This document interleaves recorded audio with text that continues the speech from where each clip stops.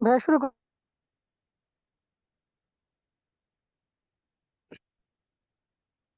আসসালামু আলাইকুম। সুপ্রিয় শিক্ষার্থীরা, কেমন আছো তোমরা? আশা করি সবাই ভালো আছো, সুস্থ আছো। স্কুল অফ এক্সেলেন্সের সাথে তোমাদের যে একাডেমিক যাত্রা শুরু হয়েছে বিপ্লবী 26 ব্যাচ নামে, তোমাদেরকে স্বাগত জানাচ্ছি পুনরায় ক্লাসরুমে। তোমরা জানো যে তোমাদের সিলেবাস অনেকটুকুই পরিবর্তন হয়েছে এবং এই পরিবর্তন করা যে সিলেবাস তার সাথে তাল মিলিয়ে আমরা ক্লাস নেওয়ার চেষ্টা করছি। তোমাদের জন্য সম্পূর্ণ নতুন একটি টপিক হলো ঋতু বর্ণন, যেই কাব্যাংশটি আমরা দেখতে পাচ্ছি আমাদের পাঠ্য বইয়ে, সেটি অনেকের কাছে এটি অনেক কঠিন একটি কবিতা মনে হয়, আবার অনেকের কাছে খুবই সহজ। বাট কবিতাটি আসলেই খুবই সহজ। কবিতাটির মূল থিম কি, কোন কবি লিখেছেন, তিনি কি বোঝাতে চেয়েছেন, সবকিছু নিয়ে আমরা একটু আলোচনা করব এবং খুবই সহজ একটি কবিতা খুব সহজভাবে ইনশাল্লাহ আমরা পড়ার চেষ্টা করব। তো তোমরা যারা ক্লাসে আছো, আশা করি আমাকে সঠিকভাবে শুনতে পাচ্ছ এবং দেখতে পাচ্ছ। ক্লাসে থেকে অন্য কোথাও সময় নষ্ট না করে, অন্য কোনোভাবে সময় নষ্ট না করে অবশ্যই চেষ্টা করবে সাথে বই এবং কলমটুকু রাখার জন্য এবং একটি নোট খাতা রাখার জন্য। আমি যে যে জায়গায় টপিকে কিছু পয়েন্ট বলবো সেগুলো যেন অবশ্যই তোমরা টুকে নিতে পারো বা নোট করে নিতে পারো। আমরা তাহলে শুরু করি আমাদের মূল ক্লাস শুরু করি। প্রথমে আমরা দেখতে পাচ্ছি যে ঋতু বর্ণন কাব্যাংশের একদম শুরুতে আমরা পরিচিতিটা দেখতে পাচ্ছি, যে কবিতাটি কে লিখেছে বা কি বিষয়। আমরা জানি যে এটি আলাউল রচিত একটি কাব্যাংশের একটি অংশ, অর্থাৎ একটি কাব্যাংশ। আচ্ছা, তাহলে কোন কাব্য থেকে নেওয়া হয়েছে? আলাউল রচিত ও একটি কাব্যগ্রন্থ, তোমরা অনেকেই নাম শুনেছ হয়তো, পদ্মাবতী। অসম্ভব সুন্দর একটি কাব্য। সেই পদ্মাবতী যে কাব্য থেকে মূলত এই আহ একটা খণ্ড নেওয়া হয়েছে, যেটি ঋতু বর্ণন নামে, বা ঋতুখণ্ড, ঋতু বর্ণনার যে অংশটুকু ছিল খণ্ড, সেখান থেকে নিয়ে ঋতু বর্ণন নামে আমাদের পাঠ্য বইয়ে এখানে সংকলিত করা হয়েছে। এই অংশটুকুই আজকে আমরা পড়বো এবং আলাওল সম্পর্কে জানবো এবং পদ্মাবতী সম্পর্কে জানবো। আচ্ছা, মূলত পদ্মাবতী কাব্যে আমরা দেখতে পাবো যে রত্নসেন নামে একজন যুবক এবং পদ্মাবতী নামে একজন যুবতীর, তাদের যে প্রেম এবং বিরহ কিংবা তাদের যে মিলন, এই বিষয়টি এই কাব্যের একটি অংশ হিসেবে উঠে এসেছে। এবং এই কাব্যের তাদের যে একত্র হওয়ার পর বা তারা একজন আরেকজনকে বহু কষ্টে একজন আরেকজনকে লাভ করার পর ঋতু যেই সে প্রকৃতির ভাবাপন্ন কিরকম হয়েছিল, প্রকৃতি তাদেরকে কিভাবে বরণ করে নিয়েছিল বা প্রকৃতির অবস্থা কিরকম হয়েছিল, সেটাই কবি এখানে দেখাতে চেয়েছেন। মূলত আমরা একটা বিষয় জানি যে প্রকৃতির সাথে মানব মনের একটা খুব সুন্দর সম্পর্ক আছে, তাই না? তোমরা যারা তাহার এই পরে মনে কবিতা পড়েছো, কিংবা তোমরা যারা এই এই কবিতার বাহিরে অন্য কোনো কবিতা পড়ে থাকো, বিভিন্ন গল্প, উপন্যাস, নাটক, এগুলো তোমরা যারা পড়ে থাকো, তারা জানো যে প্রকৃতির সাথে সবসময় মানব মনের একটা সম্পর্ক থাকে। যখন খুব বৃষ্টি হয় তখন আমাদের মনটা খুব খারাপ হয়ে যায় না? প্রিয়জনকে মনে পড়ে বা একটু উদাসীন লাগে, তাই না? আবার যখন আকাশে খুব রোদ থাকে তখন আবার আমাদের মনের অনুভূতি সম্পূর্ণ ভিন্ন ধরনের থাকে। এই যে প্রকৃতির সাথে যে মানব মনের একটা পরিস্থিতির যে পরিবর্তন ঘটে, সেটি মূলত এই ঋতুবর্ণন কবিতার মূল থিম। আচ্ছা, এখন আমরা দেখব যে এই ঋতুবর্ণন কবিতায় কিভাবে প্রতিটি বিষয়, অর্থাৎ 6টি ঋতুকে কিভাবে এখানে আলাওল সুন্দর করে তুলে এনেছেন এবং সেখানে কি কি বিষয়গুলো, সেগুলো আমরা দেখতে পাবো। শুরুতে যদি আমরা একটু আলাওল সম্পর্কে জেনে নেই। আলাওল ছিলেন 17 শতকের অন্যতম শ্রেষ্ঠ কবি। 17 শতকের বা মধ্যযুগের কবি আমরা তাকে বলতে পারি। 17 শতকের অন্যতম শ্রেষ্ঠ কবি। তিনি আনুমানিক 1607 খ্রিস্টাব্দে ফতেহাবাদ পরগনার, বর্তমান যেটা ফরিদপুর জেলা, গুরুত্বপূর্ণ তথ্য আমরা জানি, এমসিকিউ বোর্ড পরীক্ষায় এই জায়গা থেকে প্রশ্নগুলো এসে থাকে। ফরিদপুর জেলা জালালপুরে তিনি জন্মগ্রহণ করেন। আচ্ছা, তরুণ বয়সে জলপথে চট্টগ্রাম যাওয়ার সময় তার পিতা ও তিনি পর্তুগিজ জলদস্যুদের কবলে পড়েন। আমরা জানি আগে খুব জলদস্যুদের একটা প্রভাব ছিল, এখনো বিশ্বের নানান প্রান্তে জলদস্যুদের অনেক বেশি প্রভাব, বিশেষ করে সোমালিয়ার যে জলদস্যুদের বলা হয়, আমরা খুবই ইউটিউবে সার্চ করলে অনেক বেশি জানতে পারি তাদের সম্পর্কে। সে জলদস্যুদের কবলে পড়েন। এই আক্রমণে তার পিতা নিহত হলেও তিনি ভাগ্যক্রমে বেঁচে আরাকানে উপস্থিত হন। এই আরাকানটা কোন জায়গায়, কেউ বলতে পারবা? তোমরা যারা ক্লাসে আছো, আরাকানটা মূলত কোথায়? আরাকান।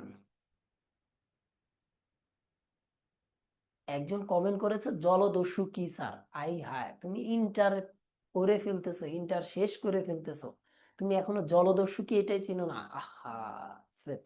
খুবই কষ্টের বিষয়। তুমি আজকে গুগল করবা, গুগল করে তুমি নিজেই জেনে নাও জলদস্যু কি। এবং তুমি কি পাইরেটস অফ ক্যারিবিয়ান মুভি দেখছো কিনা আমি জানি না, দেখলে তো এগুলো তো জানার কথা। দেখো, আরাকান মায়ানমারে আমরা জানি উপস্থিত হন, সেখানে প্রথমে আরাকান রাজের সেনা দলে কাজ পান।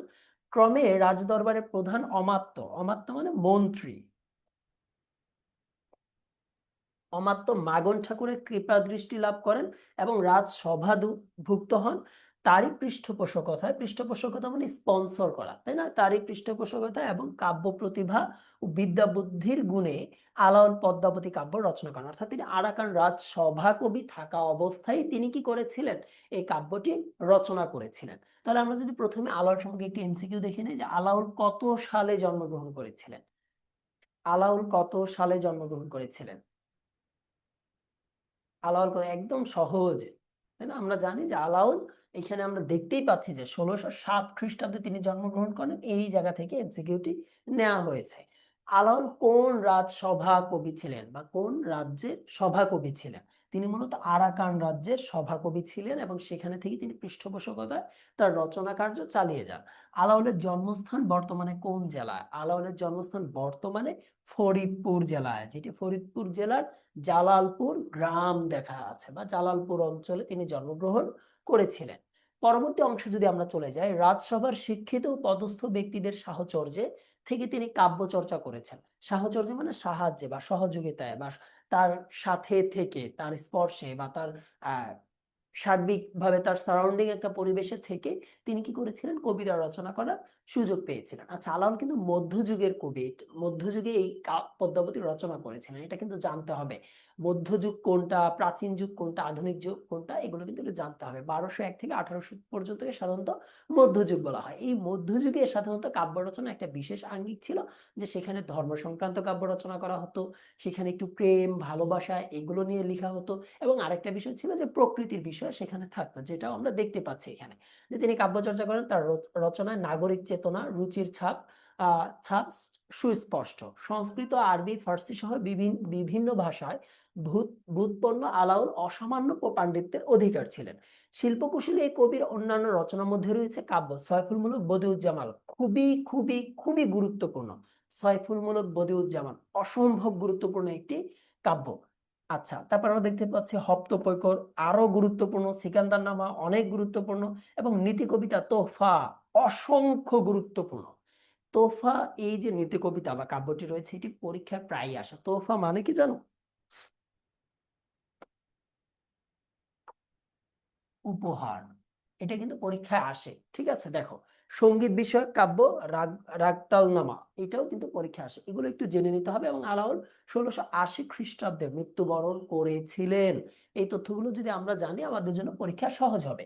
নিচের কোনটি আলাউল রচিত কাব্য নয়? আমরা জানি মাল্যবান আলাউল রচিত কাব্য নয়। মাল্যবান কার রচনা? রবীন্দ্রনাথ ঠাকুর রচিত একটি কাব্য। আচ্ছা, হপ্তপৈকর কার রচনা? আমরা জানি আলাউল উদ্দিন না, বরং আলাউল রচিত একটি কাব্য হপ্তপৈকর। আলাউল কত সালে মারা গিয়েছিলেন? 1680 খ্রিস্টাব্দে আমরা দেখি আলাউলকে মৃত্যুবরণ করতে। আমরা আলাউল সম্পর্কে মোটামুটি জেনে নিলাম বেশ কিছু বিষয়, যে তিনি মধ্যযুগে লেখালেখি করতেন, তার রচিত পদ্মাবতী একটি মধ্যযুগের কাব্যের উদাহরণ, এবং পদ্মাবতীতে কি বিষয় নিয়ে লেখা হয়েছে এবং কোন খণ্ডটি নিয়ে আমরা আলোচনা করতে যাচ্ছি, সেখানে কোন দুটি চরিত্রের মনের অবস্থা সেখানে প্রকাশ পাচ্ছে, সবকিছু আমরা ক্ষুদ্রাতি ক্ষুদ্রভাবে জেনে নিয়েছি। তাহলে আমরা যদি পাঠ পরিচিতি অংশে যাই, এই ঋতুবর্ণন কবিতায় মূলত কি উঠে এসেছে সেটা যদি আমরা বইয়ের ভাষায় একটু জানার চেষ্টা করি, যে আলাউলের ঋতুবর্ণন কবিতাটি তার বিখ্যাত কাব্যগ্রন্থ পদ্মাবতীর ঋতু বর্ণন খণ্ড থেকে নেওয়া হয়েছে। দুটো তথ্যই গুরুত্বপূর্ণ, এমসিকিউতে প্রায়ই আমরা আসতে দেখবো এইচএসসি তে। সংক্ষিপ্ত আকারে সংকলিত, প্রকৃতির বিচিত্র রূপ অভিব্যক্ত হয় আবহাওয়া ও ষড়ঋতুর প্রভাবে। খুবই স্বাভাবিক, প্রকৃতির বিচিত্র রূপের প্রভাবে, আবহাওয়ার প্রভাবে পরিবর্তন হয়। এবং বাংলাদেশের প্রাকৃতিক সৌন্দর্য যুগে যুগে মানুষ হয়েছে মুগ্ধ। আমাদের প্রাকৃতিক সৌন্দর্য আসলে কিন্তু খুব সুন্দর। মুগ্ধ হয়েছেন সংবেদনশীল কবিগণ। সংবেদনশীল কবি মানে কি জানো? যারা ওই যে সংবেদনশীল কিভাবে বোঝা যায়, সেন্সিটিভ যদি বলো, ঠিক আছে, সেন্সিটিভ খুবই, যারা একটু খুবই মানে গভীর ভাবে সবকিছু চিন্তা করে, খুব ইমোশনালি চিন্তা করে, খুবই বলা যেতে পারে যে আবেগের সাথে খুবই একটা বিষয়কে জাজ করে যারা, এরকম বিষয় মানে আবেগের দৃষ্টিতে যারা সবকিছু দেখে। সংবেদনশীল কবিগুলো ঋতু বর্ণনা মধ্যযুগের কাব্যের এক স্বাভাবিক রীতি। এইখান থেকে একটা এমসিকিউ আসবে যে ঋতু বর্ণনা কোন যুগের কাব্যের একটি স্বাভাবিক রীতি, বা মধ্যযুগের কাব্যের স্বাভাবিক রীতি কোনটি, এভাবে একটি প্রশ্ন আমরা দেখতে পারবো। কবি আলাউল এই ঋতু বর্ণনায় প্রকৃতির রূপবৈচিত্র্যের সাথে মানব মনের সম্পর্ক প্রভাব তুলে ধরেছেন। খুবই স্বাভাবিক, প্রকৃতির রূপের সাথে, প্রকৃতির বৈচিত্র্যের সাথে মানব মনের কিন্তু একটি সম্পর্ক আছে। তোমরা যারা ক্লাসে আছো, যদি বাহিরে খুব আকাশ কালো মেঘে ঢেকে যায় এবং ঝিরঝির সারাদিন বৃষ্টি হয়, তোমাদের কি মন একটু বিষণ্ণ হয়ে যায় না? তোমাদের কোনো একটা দুঃখ কষ্ট থাকলে সেটা বারবার মনে পড়ে না? এরকম হয় কিনা? এই যে সালেহা লিখেছে ভালো লাগে না স্যার। হ্যাঁ, ওইরকম আবহাওয়া থাকলে কেমন যেন মনটা একটু বিষণ্ণ থাকে, মনমরা লাগে, কেমন থাকে না, তাই না? এইটাই প্রকৃতির সাথে মানুষের যে একটা আবহাওয়া সুন্দর। আবার দেখো বসন্তকালে যখন চারদিক খুবই সুন্দর দেখা যায়, স্নিগ্ধ একটা বাতাস আমাদের শরীরকে স্পর্শ করে যায়, তখন আবার মনটা খুব ভালো থাকে না? যে মানে খুব মানে শরীরটা ফ্রেশ লাগে না এরকম বসন্তকালে? হয় কিনা? এটাও কিন্তু আমরা দেখি এবং এরকম কিন্তু হয়। আচ্ছা দেখো, তারপর বলছে ঋতুবর্ণন কবিতাটি কোন কাব্যগ্রন্থ থেকে নেওয়া হয়েছে? আমরা জানি এটি পদ্মাবতী থেকে নেওয়া হয়েছে, তাই না? ঋতুবর্ণনা কোন যুগের কাব্যের এক স্বাভাবিক রীতি? মধ্যযুগের কাব্যের এক স্বাভাবিক রীতি। আচ্ছা, তারপরে দেখি বসন্তের নবীন পত্র পুষ্প, মলয় সমীর, মলয় সমীর মানে পাহাড়ি বাতাস বা দক্ষিণা বাতাস, ভ্রমর গুঞ্জন এবং কোকিলের কুহুতান, গ্রীষ্মের প্রচন্ড তপন, তপন মানে সূর্য, তপনের রৌদ্র, ত্রাস, ত্রাস মানে ভয় ও ছায়ার গুরুত্ব। অর্থাৎ গ্রীষ্মের যে প্রচন্ড রৌদ্রে, রৌদ্রের ভয়ে ছায়ার গুরুত্ব আমরা দেখতে পারি। আবার বসন্তে আমরা নতুন পাতার বা নতুন ফুলের সৌন্দর্য দেখতে পারি, এবং দক্ষিণা বাতাসের সৌন্দর্য উপভোগ করতে পারি, এবং বর্ষার মেঘ গর্জন, অবিরল বৃষ্টি জলে স্নাত প্রকৃতিও আমরা উপলব্ধি করতে পারি। একটানা দাদুরি শিখিনি রব, দাদুরি মানে ব্যাং আর শিখিনি মানে ময়ূর, অর্থাৎ একটানা যে ব্যাং ডাকে বর্ষাকালে, এই যে ব্যাং ডাকার একটা খুব সুন্দর আওয়াজ হয় না? তোমরা যারা গ্রামে থাকো, এখানে যারা ক্লাস করছো, তোমরা কি কেউ গ্রামে থাকো? গ্রামের আছে কেউ যে গ্রাম, গ্রাম অঞ্চলে বাসা, বা বাসার আশেপাশে নালা আছে, পুকুর আছে বা ডোবা আছে, এরকম কেউ থাকো? দেখবা টানা দুদিন বৃষ্টি হলে ব্যাঙ যে ডাকে এত মধুর শোনা যায়, আমি জানি না তোমাদের কেমন লাগে, বাট আমার খুবই সুন্দর লাগে ব্যাঙের ডাক। ঠিক আছে, ঢাকা শহরে থাকলে ব্যাঙের ডাক তো শোনাই হয় না। তো এই ব্যাঙের ডাক সেটা বলছে যে ব্যাঙের ডাক যে ডাকছে, ব্যাঙ যে ডাকছে সেটা শোনা যায়। শরতের নির্মল আকাশ, শরতের আকাশ, আমার মনে হয় একজন মানুষ পৃথিবীতে বেঁচে থেকে শরতের আকাশ দেখে আল্লাহর কাছে এত শুকরিয়া করা উচিত, যে মানে অন্য সবকিছু বাদই দিলাম, এত সুন্দর থাকে শরতের আকাশ। ফুলের চামর দোলা, অর্থাৎ ফুলের ভিতর দেখবা চামড়টা কি, এই যে তোমার বলে না যে গরুর পুচ্ছ অর্থাৎ লেজ, লেজে যে চুল থাকে না, তো দেখবা হালকা মৃদু বাতাসে চুলগুলো কেমন আলতো করে দুলছে, এরকম করে আলতো আলতো করে দুলছে। এখন কাশফুল বলো, বা কিছু ফুলের যে লম্বা ঝুলে থাকা পাপড়ি থাকে, যেমন জবা ফুল বলতে পারো, তো হালকা মৃদু বাতাসে দেখবা ওটা খুব সুন্দর অল্প অল্প করে নড়ছে, দেখতে খুব দারুণ দেখায়। তো সেটাই বলছে যে ফুলের চামর দোলা, খঞ্জনার নাচ, খঞ্জনা এক ধরনের পাখি, শরৎ বিদায়ে হেমন্তে পুষ্পতুল্য তাম্বুলের সুখ, তাম্বুল মানে পান, সুখ, এবং শীতের ত্রাসে, শীতের ভয়ে তরিত সূর্য ডুবে যাওয়া, সূর্য যে দ্রুত করে ডুবে যায় শীতের ভয়ে, রজনীতে সুখী দম্পতির চিত্ত সুখ, অর্থাৎ রাতে বেলা একজন বিবাহিত যে মানে দম্পতি তাদের যে প্রেমময় যে বিষয়টা সেটি ফুটে উঠেছে, চমৎকার ভাবে বর্ণিত হয়েছে কবিতাটিতে। অর্থাৎ কবিতাটিতে একদম 6টি ঋতুই আমরা দেখতে পাচ্ছি, গ্রীষ্ম, বর্ষা, শরৎ, হেমন্ত, শীত, বসন্ত, 6টি ঋতুই কিন্তু তিনি ফুটিয়ে তুলেছেন, এবং 6টি ঋতুই প্রত্যেকটি টপিক দেখতে পাচ্ছি। বর্ষা অনেক বেশি বৃষ্টি, ময়ূরের ডাক, ব্যাঙের ডাক, গ্রীষ্মের রোদের প্রখর তাপ, তারপর গ্রীষ্ম শরতে আকাশের সৌন্দর্য, গ্রীষ্ম বর্ষা শরৎ হেমন্তে, হেমন্তে নতুন শীতের বাতাস, হেমন্ত শীতে শীতের ভয়ে সূর্যের ডুবে যাওয়া, এবং বসন্তে প্রেমের ভাব, সবকিছুই কিন্তু তিনি তুলে ধরেছেন। ষড়ঋতুর বর্ণনার ভিতর দিয়ে কবি বাংলার প্রকৃতির রূপমাধুরী তুলে ধরেছেন। ষড়ঋতুর বৈচিত্র্য বাংলার নিসর্গ রূপকে যে সমৃদ্ধ করেছে তা এই কাব্যাংশ থেকে স্পষ্টভাবে বোঝা যাচ্ছে।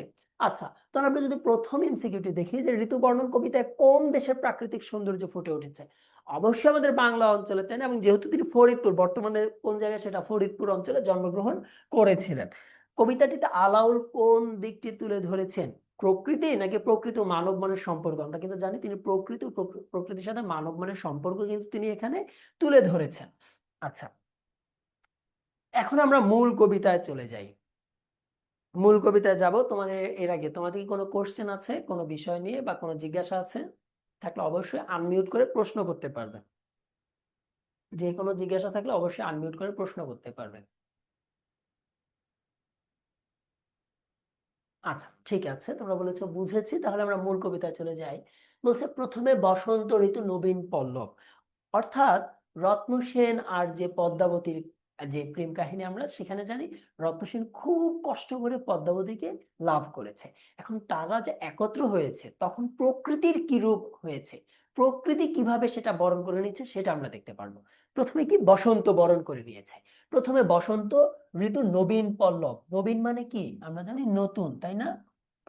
পল্লব মানে কি পাতা। এই পদ্মাবতীতে একটি শব্দ আছে অধর পল্লব, অধর পল্লব এই শব্দটা এই পদ্মাবতীর যে ঠোঁট ছিল, পদ্মাবতীর যে ঠোঁট ছিল ঠোঁটের সৌন্দর্য বর্ণনায় এই আলাউল লিখেছিল যে পদ্মাবতীর ঠোঁট অধরের পল্লবের ন্যায়। ওই যে বসন্তের একদম কচি কচি নতুন পাতা ফুটে, তোমরা দেখেছো লিচু গাছ আম গাছে একদম খুবই সুন্দর একটা কালার থাকে, সবুজ কালার একদম পাতলা একটা মানে ই থাকে, পাতা জন্মায়, সেই পাতা যেরকম সুন্দর একদম পাতলা স্বচ্ছ, পদ্মাবতীর ঠোঁটকে সে ওরকম সুন্দর বলছে। তো বলছে নবীন পল্লব, পল্লব মানে পাতা, দুই পক্ষ আগে পাছে মধ্যে সুমাধো, দুই পক্ষকে এ বসন্তের দুই পক্ষ, বসন্তকালের আগে কে থাকে আর পরে কে থাকে? হেমন্ত শীত বসন্ত, শীত আগে বসন্তের পরে আবার কে আসে? গ্রীষ্ম। তাহলে দুই পক্ষ এখানে কে কে? একটা হইলো শীত, শীত আরেকটা গ্রীষ্ম। বলছে যে দুই পক্ষ, দুই পক্ষ আগে পাছে মধ্যে সুমাধব, সুমাধব বলতে বোঝানো হচ্ছে বসন্তকালকে, যে মাঝখানে বসন্তকাল। মলয়া সমীর, মলয়া সমীর মানে দক্ষিণা বাতাস, মানে দক্ষিণ দিকের যে স্নিগ্ধ বাতাস হইলা সেটা হয়েছে কামের পদাতি, পদাতি মানে বার্তাবাহক, বার্তাবাহক। এখানে কামের বলতে আমরা প্রেমকে বুঝবো, প্রেম বা ভালোবাসাকে বুঝবো। কামের দেবতা বা প্রেমের দেবতাও বলা যেতে পারে। যে দক্ষিণা বাতাস হইল, দক্ষিণা বাতাস প্রেমের বার্তাবাহক হয়ে এসেছে। কত দারুণ একটা লাইন, তাই না? যে মলয়া সমীর হইলা কামের পদাতি, অর্থাৎ দক্ষিণা বাতাস এত সুন্দরভাবে আমাদের কাছে আসছে, এত দারুণ ভাবে আমাদেরকে স্পর্শ করছে যে সেটা যেন প্রেমের বার্তা নিয়ে এসেছে। কার? রত্নসেন আর কার? সেই পদ্মাবতী। তারপরে বলছে মুকুলিত কইল তবে বৃক্ষ বনস্পতি, মুকুলিত মানে কি? ফুলে ফুলে ভরে ওঠা, কইল মানে করিল, করিল শব্দটির মধ্যযুগীয় ভাষার রূপ।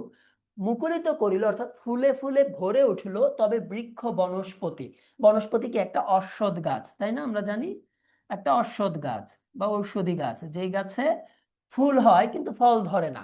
কুসুমিত কিংশুক সঘন বনলাল, কিংশুক কি? পলাশ ফুল, পলাশ কিন্তু খুবই সুন্দর ফুল, তাই না? যে কুসুমিত অর্থাৎ চারপাশে পলাশ ফুটে এত লাল হয়ে গেছে, সঘন মানে অনেক বেশি ঘন হয়েছে, বন লাল। একটা ধরো বনে শুধু এই যে সুনামগঞ্জে একটা ইয়ে আছে না, শিমুল বাগান, তোমরা দেখেছো বাংলাদেশের সুনামগঞ্জে শিমুল বাগান যখন লাল হয়ে শিমুল ফুল ফুটে ওঠে কত সুন্দর দেখা যায়, ছবিতে দেখো। এই তোমরা দেখেছো এরকম? সুনামগঞ্জে খুবই ভাইরাল হয়তো এই ছবি, অনেক পরিচিত, ফেসবুক যারা চালাও ফেসবুকে দেখবা। তাসনিমারা লিখেছে না, তাসনিমারা তুমি ইস মরে যাও, তুমি মরে যাও, কি দেখো, কি দেখছো তুমি এখন পর্যন্ত সুনামগঞ্জের এই শিমুল বাগান দেখো নাই? দেখো এই শিমুল বাগান দেখবা আকাশ থেকে উপর থেকে দেখতে লাল টকটকে একটা বাগান মনে হচ্ছে, তাই না? সেরকম বলছে যে কুসুমিত কিংশুক অর্থাৎ এত বেশি লাল পলাশ ফুল ফুটেছে যেন পুরো বন লাল হয়ে উঠেছে, ঘন লাল হয়ে উঠেছে। পুষ্পিত সুরঙ্গ মল্লী লবঙ্গ গুলাল। আচ্ছা, পুষ্পিত মানে ফুল ফুটে উঠেছে, সুরঙ্গ একটি ফুলের নাম, মল্লী সুরঙ্গ মানে সুন্দর করে, সুন্দর করে ফুটে উঠেছে, মল্লী মানে বেলি ফুল বা বেল ফুল, বেলি, বেলি ফুল, লবঙ্গ গুলাল, লবঙ্গ কি? আরেকটা ফুল যেটা আমরা সাধারণত এই যে খাই, কিন্তু এটা একটা ফুলের এই থেকে তৈরি হয়, এবং গুলাল আরেকটি ফুলের নাম, অর্থাৎ অনেক বেশি সুন্দর সুন্দর ফুল ফুটে উঠেছে। ভ্রমরের ঝংকার কোকিল কলরব। ভ্রমর কি? আমরা তো সবাই জানি, ভ্রমর চিনি। ঝংকার মানে ভ্রমর অনেক বেশি গুনগুন আওয়াজ করছে, ভ্রমরের গুঞ্জন, এবং একই সাথে কোকিল কি করছে? কলরব, তার সুর সৃষ্টি করছে। তার মানে তিনি বসন্তকালের বেশ কিছু এখানে উদাহরণ দিচ্ছেন, যে বসন্তকালে এই যে প্রেমের কারণে তাদের ভিতর কি কি সৃষ্টি হচ্ছে। এবং তারপর বলছে শুনিতে যুবক মনে জাগে অনুভব। এই সব এই যে মানে ভ্রমরের ঝংকার, কোকিলের কলরব, সুরঙ্গ সুন্দর অর্থাৎ সুন্দর করে যে ফুল ফুটে উঠেছে, মল্লী, লবঙ্গ, গুলাল ফুলগুলো যে ফুটে উঠেছে, এতে শুনিতে যুবক অর্থাৎ যুবকের মনে কি অনুভব সৃষ্টি হচ্ছে, প্রেমের আবেগ সৃষ্টি হচ্ছে। নানা পুষ্পমালা গলে বড় হর্ষিত, অর্থাৎ নানান ধরনের পুষ্পের মালা সে পড়েছে এবং গলে বড় হর্ষিত, অর্থাৎ তার ভিতরে এটা অনেক বেশি আনন্দ সৃষ্টি হচ্ছে। হর্ষিত মানে কি? হর্ষ। আমরা বলি আনন্দ দিচ্ছে, আনন্দ সৃষ্টি হওয়া, সেটাই। তারপর বলছে বিচিত্র বসন। বিচিত্র বসন মানে কি? আমরা জানি পোশাক। পোশাক কিন্তু একটি ফার্সি শব্দ, গুরুত্বপূর্ণ, খুবই গুরুত্বপূর্ণ, যে কোনো প্রতিযোগিতামূলক পরীক্ষা আসে। বিচিত্র বসন অঙ্গে চন্দন চর্চিত, অর্থাৎ এই যে বসন্তকালে কি হয়, আবহাওয়াটা খুব বেশি শীত থাকে না, খুব বেশি গরমও থাকে না। এর ফলে আমরা কি করতে পারি? আমরা নানান ধরনের কাপড় পরি, অনেক ফ্যাশন ফ্যাশন করি আমরা, তাই না? বিভিন্ন ধরনের পোশাক পরি। তো সেটাই বলছে বিচিত্র বসন, অনেক নানান রঙের পোশাকে অঙ্গে শরীরে চন্দন চর্চিত। এখন তো অনেকে যে মেয়েরা কি কি বলে, আমি তো নামও জানি না, কি যেন নামটা, একদিন শুনছিলাম একজনের কাছে, কি যেন আইলেশ না আইলাইনার না কি যেন, এই আইলাইনার না আইলেশ এরকম নামে কিছু আছে, এই যে চোখে দেয় বা এরকম কিছু। আইলেশ না আইলাইনার, লাইনার না আইলাইনার কি যেন, আমি জানি না, আই এম নট শিওর। আচ্ছা দেখ, হ্যাঁ হ্যাঁ ঠিক আছে, আইলেশ বা আইলাইনার দুইটার একটা। তো আইলেশ বা আইলাইনার দিয়ে মানে যখন তারা কি করে এখন রূপচর্চা করে, চোখে দাগ দেয় সুন্দর করে, বা অনেকে মেকআপ নেয়, নানান কত মেকআপ আছে, নামও তো জানি না। তো তখন তো এইভাবে মানে রূপচর্চা করা যেত, কিন্তু মানে এখন করা যায়, কিন্তু ওই মধ্যযুগে কি এত কিছু ছিল? ছিল না। তখন মানুষ চন্দন দিয়ে রূপচর্চা করতো, চন্দন কাঠের গুঁড়ো দিয়ে। ঠিক আছে, তো সেটাই বলছে যে এই যে অঙ্গে চন্দন চর্চিত, চন্দন দ্বারা তার রূপ কি চর্চা সুন্দর করে সাজিয়ে রাখা হয়েছে। তাহলে আমরা যদি প্রশ্ন দেখি, নবীন পল্লব কোন ঋতুর উপাদান? এখন তো মনে হয় সবাই পারবা, পারবা না এরকম কেউ নাই। নতুন পাতা কখন জন্মায়? আমরা জানি বসন্তে জন্মায়। পদাতি শব্দটি কবিতায় কি অর্থে ব্যবহৃত হয়েছে? আমরা জানি পদাতি শব্দটি কবিতায় বার্তাবাহক হিসেবে ব্যবহৃত হয়েছে। মল্লী কোন ফুল? মল্লী আমরা জানি বেলি ফুল।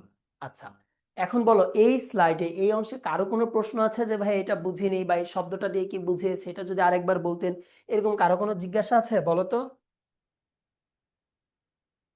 কারো কোনো জিজ্ঞাসা আছে?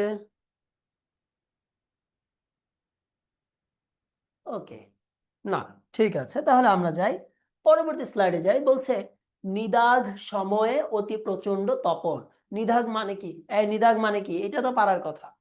এটা পারবে না এরকম কেউ নাই, কারণ আমরা অলরেডি এইটা পড়েছি একটা কবিতায়, আমাদের একটা কবিতা এটা আছে।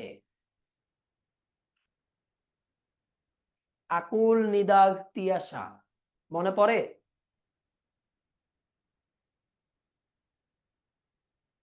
আকুল নিদাঘ তিয়াসা কোন কবিতায় আছে? দেখো, বিদ্রোহী কবিতা ভুলে গিয়েছো না? দেখো, নিদাঘ অর্থ হলো গ্রীষ্মকাল। নিদাঘ অর্থ গ্রীষ্মকাল। তো বলছে গ্রীষ্মকালের সময়ে, সময় মানে সময়ে, গ্রীষ্মকালের সময় অতি অনেক বেশি প্রচন্ড তপন। তপন মানে কি? আমরা জানি সূর্য। অর্থাৎ গ্রীষ্মকালে সূর্য এত বেশি প্রখর থাকে যে রৌদ্র ত্রাসে, বলে না যে শামীম ওসমান নারায়ণগঞ্জে ত্রাস সৃষ্টি করেছেন, মানে কি শামীম ওসমান নারায়ণগঞ্জে ভয় সৃষ্টি করেছেন। বলছে রৌদ্র ত্রাসে মানে রৌদ্রের ভয়ে, এত বেশি রোদের তাপ থাকে যে রোদের ভয়ে রহে ছায়া, রৌদ্রের ভয়ে ছায়া চরণে শরণ। শরণ মানে আশ্রয়, মূল বানানটা এরকম হবে, শরণ মানে আশ্রয়। তো বলতেছে যে গ্রীষ্মকালে রোদের তাপ এত বেশি থাকে যে আমাদের ছায়া দূরে যায় না, ও এসে লুকায় আমাদের পায়ের নিচে আশ্রয় নেয়, এত বেশি রোদ থাকে। সেই গ্রীষ্মকালে বর্ণনা দিচ্ছে এখন। তারপর বলছে চন্দন চম্পক। চম্পক মানে চম্পা ফুল। চন্দন চম্পক মাল্য মলয়া মলয়া পবন, অর্থাৎ ফুল ফোটার, সে বলতেছে যে তখন চম্পা ফুল ফুটে উঠে, মলয়া পবন, দক্ষিণা সমীরের বাতাস আসে, সতত দম্পতি সঙ্গে ব্যাপিত মদন। সতত দম্পতি মানে দম্পতিদের সাথে সব সময় কে থাকে? ব্যাপিত মদন। মদন কি? সে কামদেব বা প্রেম দেবতা, অর্থাৎ সবসময় এই দম্পতিদের সাথে প্রেমের ভাব থাকে। পাবন সময় ঘন ঘন গরজিত, এই যে এখন আসছে প্লাবন, পাবন সময় না, প্লাবন সময়, দুঃখিত, বলছে প্লাবন সময় ঘন ঘন গর্জিত। এখন তিনি বর্ষাকালে চলে আসছেন, যে প্লাবনের সময় তখন কি হয়? তখন ঘন ঘন আকাশে কি গর্জন করে, সেটা বলছে। নির্ভয়ে বরিশে, বরিশে মানে বর্ষা, মানে বর্ষণ করে, বর্ষণ করা, যে বর্ষাকালে বৃষ্টি বর্ষণ হয় না, নির্ভয়ে বরিশে জল চৌদিকে চারদিকে পূরিত, পূরিত মানে পূর্ণ করে, মানে বৃষ্টি একদম ভয় ডরহীন ভাবে সারাদিন পরে এবং চারদিক ভরাট করে ফেলছে পানি দিয়ে। ঘোর শব্দে কৈলাসে মল্লার রাগ গায়, মানে এই যে বৃষ্টির শব্দে, বৃষ্টির যে একটা গর্জন, এই আওয়াজ শুনে কৈলাসে, কৈলাস মানে একটা পর্বত শৃঙ্গ যেখানে কৃষ্ণ বসবাস করে, শ্রীকৃষ্ণ। আহা, যেখানে শ্রীকৃষ্ণ বসবাস করে, বলছে সেই দূর কৈলাস পর্বতের থেকে যে মল্লা, মল্লার মানে একটা গানের রাগ, গানের সুর আর কি, রাগ মানে সুর বা পদ্ধতি, সেই গানের রাগ গায়ে, মল্লার গানের রাগ গায়ে, অর্থাৎ সেই দূর কৈলাস পর্বত থেকেও যেন আমি কি গানের সুর শুনতে পাচ্ছি এই যে বর্ষার সুন্দর বৃষ্টির মধ্যে। আচ্ছা, তাহলে আমরা যদি এখানে প্রশ্ন দেখি, প্রথমে তপন অর্থ কি? আমরা জানি তপন অর্থ মার্তণ্ড, মার্তণ্ড সূর্যের আরেকটি প্রতিশব্দ, এবং এই প্রতিশব্দগুলো শিখে নিতে হবে। তারপরে যদি দেখি এখানে যামিনী মানে আমরা জানি রাত, কপট মানে কি? যিনি কি চোর বা অসৎ লোক। মদন কিসের দেবতা? বলো না স্যার, এটা ভণ্ড লোক, বোকা মানুষের দেবতা। আমাদের বাংলাদেশে কি বলে? লোকটা একটা মদন, বলে না তুই একটা মদন, আমাকে আমার বন্ধুরা বলে, তোর মতো বোকা মানুষ জীবনে আমরা কম দেখছি। এই যে সেই মদন বোকা, ঠিক আছে, মদন, হ্যাঁ, প্রেমদেব বা কামদেবতা। তা আচ্ছা, তারপর যদি আমরা যাই আলোচ্য অংশে কোন দুটি ঋতুর কথা বলা হয়েছে, এই এতটুকুতে কোন দুটা ঋতুর কথা বলা হয়েছে? দেখি কতটুকু মনোযোগ দিয়ে তোমরা ক্লাস করছো। ঠিক এতটুকু অংশে কোন দুটি ঋতুর কথা বলা হয়েছে? সায়েন্স লিখেছে, যদি প্রশ্ন আসে, কি ভাইয়া লিখেছে, যদি প্রশ্ন আসে কবিতাটি কোন ঋতুতে লেখা, না কবিতাটি কোনো নির্দিষ্ট ঋতুতে লেখা না। দেখো, এখানে কোনো নির্দিষ্ট ঋতুর কথা নাই যে আমি এই কবিতা এই ঋতুতে লিখছি, তিনি সকল ঋতুর কথা বলছে। আচ্ছা, তাহলে আমরা জানি এখানে গ্রীষ্ম এবং বর্ষার কথা এসেছে, একজন বসন্ত ও গ্রীষ্ম লিখেছো না, এখানে তো এই যে নিদা গ্রীষ্ম আছে, আর এই যে বরিশে বর্ষার কথা আছে, আর কিছু নাই এই অংশে, শুধু এতটুকু অংশে। পুরো কবিতাতে আমরা 6টা ঋতুই দেখতে পাচ্ছি, আমি শুধু বলেছি এতটুকু অংশে। আচ্ছা, দাদুরি শিখিনী রব অতি মন ভাই, মানে বৃষ্টির চারদিকে এত বেশি বৃষ্টির আওয়াজ বা এত বেশি বৃষ্টি হচ্ছে যে দাদুরি মানে ব্যাং এবং শিখিনী ময়ূর,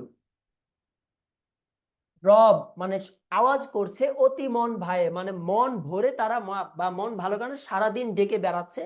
কিটকুল রব পুনি, পুনি মানে পুনরায় বা বারবার, ঝংকারে ঝংকারে, অর্থাৎ শুধু ব্যাঙ আর ময়ূর না, সকল কীটকুল মানে সকল কীট পতঙ্গই কি অনেক বেশি ঝংকার সুর সৃষ্টি করছে, আওয়াজ সৃষ্টি করছে, তারা ডাকাডাকি করছে।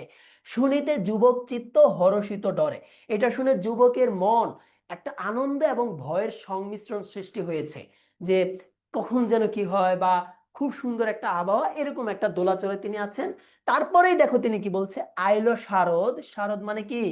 শরৎ, আইলো শারদ ঋতু নির্মল আকাশে। এরপরে তিনি বলছে যে নির্মল ঋতু, একদম নির্মল একটা আকাশ, মানে একদম পরিষ্কার স্বচ্ছ ময়লাহীন আকাশ নিয়ে কে চলে এসেছে? শরৎ ঋতু আমাদের মাঝে চলে এসেছে।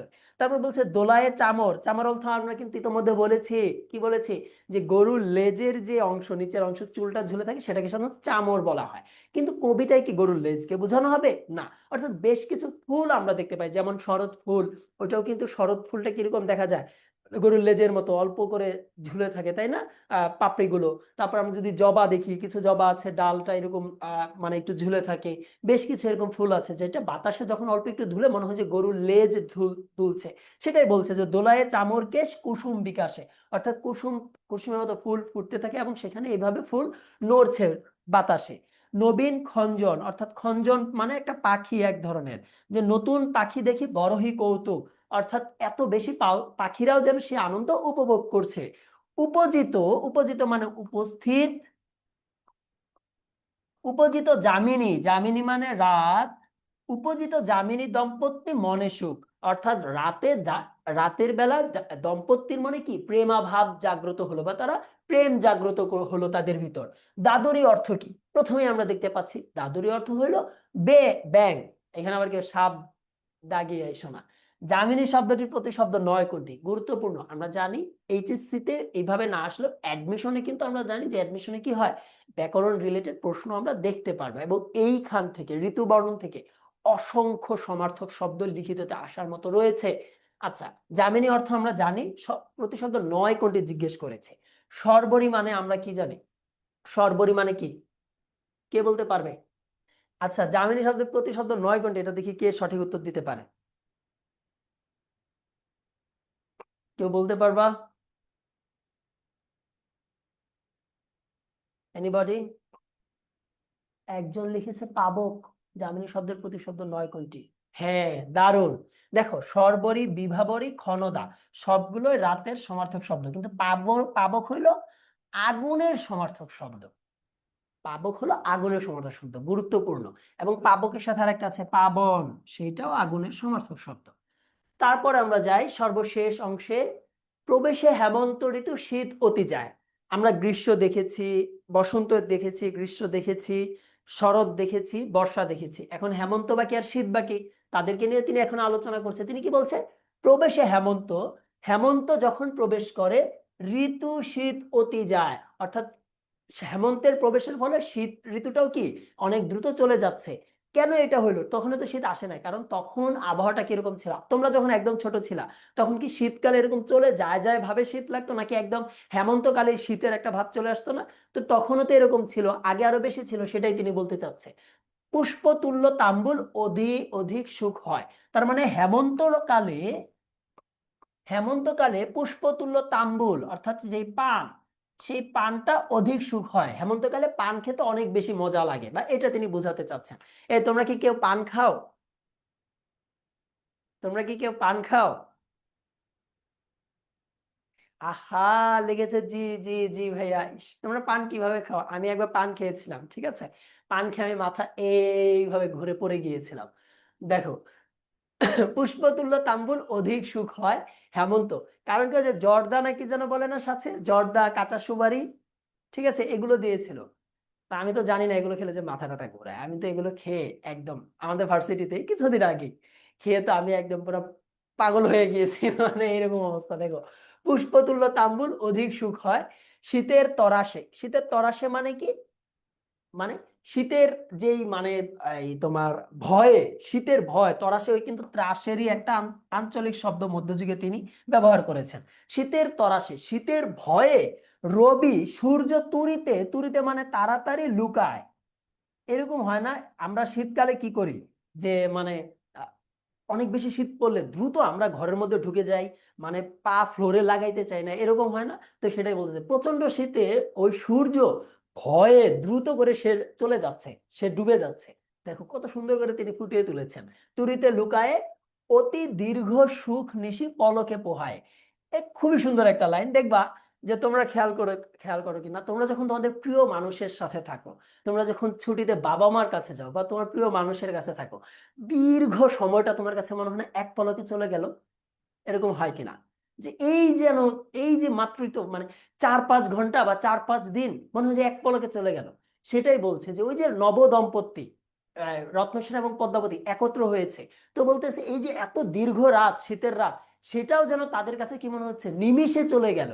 এইটাই যে অতি দীর্ঘ সুখ, মানে অনেক এত আনন্দের মুহূর্তগুলো পলকে পোহায়, একদম দ্রুতই চলে গেল। পুষ্প সজ্জা ভেদ ভুলি বিচিত্র বসন, অর্থাৎ পুষ্প সজ্জা সবকিছু বিচিত্র বসন, উড়ে উড়ে এক হইলে শীত নিবারণ, অর্থাৎ সবকিছু চলে যে এক হয়ে গেল, শীত নিবারণ। কাফুর কস্তুরি চুয়া যাবক শুভ। কাফুর একটা কি, এখন তো আমরা অনেক বডি স্প্রে ইউজ করি, যেমন আমি ব্যক্তিগতভাবে আমার খুবই পছন্দ একটা আতর আছে ডানহিল ডিজায়ার, আমি অনেক বেশি এটা পছন্দ করি। অন্য কোনো আতর আমি ব্যক্তিগতভাবে ইউজ করি না। তা আমি যেমন ডানহিল ডিজায়ার ইউজ করি, ডানহিল ডিজায়ার কি মধ্যযুগে ছিল? ছিল না। তারপর আমি আরেকটা পারফিউম ইউজ করি, এনচেস্টার আছে, এটা খুবই সুন্দর লাগে, যদিও অনেকে বলে এটা মেয়েদের। যাই হোক, ওটা সবাই ইউজ করে। তো এই যে এখন এত আসছে, এক্সে আসছে, তারপরে কি আসছে আরো অনেক বোল্ড, তারপরে আর কি কি নানান পারফিউম, বিশেষ করে ডিওর স্যাভেজ, যেটা অসম্ভব সুন্দর একটা পারফিউম। তো এগুলো যে কাফুরি, কস্তুরি, চুয়া, জাবক, এগুলো তো এখনের যুগে না, সেগুলো সে মধ্যযুগে এগুলো সুগন্ধি হিসেবে ব্যবহার করা হতো। যেমন কস্তুরি কি, কস্তুরি হলো মৃগনাভ বলা হয়, মৃগনাভ, অর্থাৎ হরিণের যে নাভি ছিল সেই নাভির অংশ থেকে এই কস্তুরিটা তৈরি করা হয়। এত সুন্দর স্মেল, সেটা অনেক আভিজাত্যপূর্ণ যারা ছিল ওই যুগে তারা ব্যবহার করতে পারতো। তো বলছে কাফুর, কস্তুরি, চুয়া, জাবক, সৌরভ তারা ব্যবহার করছে, এবং দম্পতির চিত্তে তো চেতন অনুভব, এবং দম্পতির মনে প্রেম অনুভব সৃষ্টি হতে লাগলো। এখানে কারো কোনো প্রশ্ন আছে, কোনো জিজ্ঞাসা আছে? কারো কোনো জিজ্ঞাসা আছে বা বুঝতে পারোনি এরকম কিছু আছে? আচ্ছা, ঠিক আছে, থ্যাংক ইউ, সবাই বুঝতে পেরেছো। এখন বলো, কবিতাটা শুরুতে যেরকম কঠিন লেগেছিল, মনে হচ্ছে আল্লাহ এগুলো কি বাংলা ভাষা না ইংরেজি ভাষা, এখন কি ওরকম মনে হচ্ছে? এখন তোমরা নিজেরা এটা পড়লে আরেকবার রিডিং করলে বুঝে যাবে না যে কোথায় কি বলা হচ্ছে? হ্যাঁ, ঠিক আছে, তাহলে আমরা শুরু করি। এমসিকিউ গুলো একটু দেখি। হেমন্তকালে নিচের কোন খাদ্যটি খেতে অধিক ভালো লাগে? পান খেতে অধিক ভালো লাগে, তাই না? তাম্বুল। আচ্ছা, চেতন শব্দটি কি অর্থে ব্যবহৃত হয়েছে? চেতন শব্দটি কি অর্থে ও আরেকটা মজার কথা, এই যে তাম্বুলের রংটা কি লাল না, যেটাকে পদ্মাবতী কাব্যে রাতুল বলা হয়েছে, এবং ওই পদ্মাবতীর ঠোঁটকে এত লাল, একদম সুন্দর লাল রঙের সাথে তুলনা করার জন্য পদ্মাবতী কাব্যে কিন্তু আলাউল এই রাতুল শব্দটি ব্যবহার করেছে, তাম্বুল লালের মতো তার অধর। চেতন শব্দটি কি অর্থে ব্যবহৃত হয়েছে? চেতন শব্দটি আমরা জানি প্রেম, প্রেম অর্থে এখানে ব্যবহৃত হয়েছে, এই দম্পতির মনে প্রেম জাগ্রত হয়েছে। আচ্ছা, আমরা একদম শেষ করে ফেলেছি ক্লাস। তোমাদের কারো কোনো প্রশ্ন আছে? শেষের আগের লাইনটা বোঝাই দেন তাসনিমারা। বলছে কাফুর, কস্তুরী, চুয়া, জাবক, সৌরভ। বললাম তো কাফুর একটা সুগন্ধির নাম, কস্তুরী একটা সুগন্ধির নাম, চুয়া, জাবক সেগুলো ঠিক তেমনি সুগন্ধি নাম, এগুলো জাবক, সৌরভ, এগুলো সুগন্ধি হিসেবে তারা ব্যবহার করছে, যেহেতু হেমন্তকাল শেষে শীত আসছে, এবং তারা বলছে যে দম্পতির চিত্তে তো চেতন অনুভব। তোমার, তুমি যখন সুন্দর ঘ্রাণ ব্যবহার করো, তোমার খুব ভালো লাগে না সেটা? তোমার অন্তরে একটা প্রশান্তি দেয় না? সেটাই বলছে যে দম্পতির অন্তরে তখন প্রেম অনুভব সৃষ্টি হয়েছে। ঠিক আছে, আমরা একদম শেষাংশে চলে এসেছি, ধন্যবাদাংশে। তোমাদের কারো কোনো প্রশ্ন আছে কিনা বা জিজ্ঞাসা আছে কিনা? যদি না থাকে আমরা তাহলে আমাদের ক্লাস শেষ করতে যাচ্ছি। সুপ্রিয় শিক্ষার্থীরা, ভালো করে পড়াশোনা করো। বলেছে এখান থেকে ক খ প্রশ্নগুলো কি কি হতে পারে। ক খ প্রশ্ন হতে পারে, প্রথম কথা এভাবে আসতে পারে যে নিচের শব্দটি কি অর্থে ব্যবহৃত হয়েছে, যেহেতু আমরা শব্দের অর্থ অংশ অনেকগুলো শব্দ দেখতে পাবো, এখান থেকে ক নম্বর প্রশ্ন আসার অনেক বেশি সম্ভাবনা রয়েছে। এবং আরেকটা যে বিষয় হলো যে এখান থেকে আসতে পারে, সেটা হলো যে আমরা জানি যে লাইনের চরণের ব্যাখ্যা দিতে পারে। যেমন ধরো একটা প্রশ্ন আসলো যে এইখান থেকে ধরো বললো যে দাদুরি, দাদুরি কি, এটা ধরো একটা প্রশ্ন আসলো। এবং আরেকটা প্রশ্ন এখান থেকে ধরো আসতে পারে যে এরকম যে আইলো শারদ ঋতু নির্মল আকাশে, চরণটি ব্যাখ্যা করো। তখন তুমি শরৎ ঋতুর ব্যাখ্যা করবা। এইভাবে সাধারণত ক এবং খ নম্বরে প্রশ্ন আসার সম্ভাবনা রয়েছে। ঠিক আছে, ধন্যবাদ তোমাদের সবাইকে। দেখা হবে ইনশাল্লাহ পরবর্তী কোনো ক্লাসে আবার পুনরায়। সে পর্যন্ত ভালো থাকো, সুস্থ থাকো। তোমাদের জন্য অনেক বেশি শুভকামনা। আর বেশি বেশি ক্লাস করো। বিপ্লবী 26 ব্যাচে তোমার বন্ধুদের যুক্ত করে ফেলো। একসাথে ক্লাস করো, এনজয় করো। ভালো থাকো, সুস্থ থাকো, দয়া করে আমার জন্য। আর হ্যাঁ, অবশ্যই নিজের যত্ন নিবে, আহ ভালো কাজ করবে, ভালো মানুষ হবার চেষ্টা করো, অন্যকে ঠকাবে না, নিজেকেও ঠকাবে না, পৃথিবীতে অনেক ভালো থাকার চেষ্টা করো। আল্লাহ হাফেজ।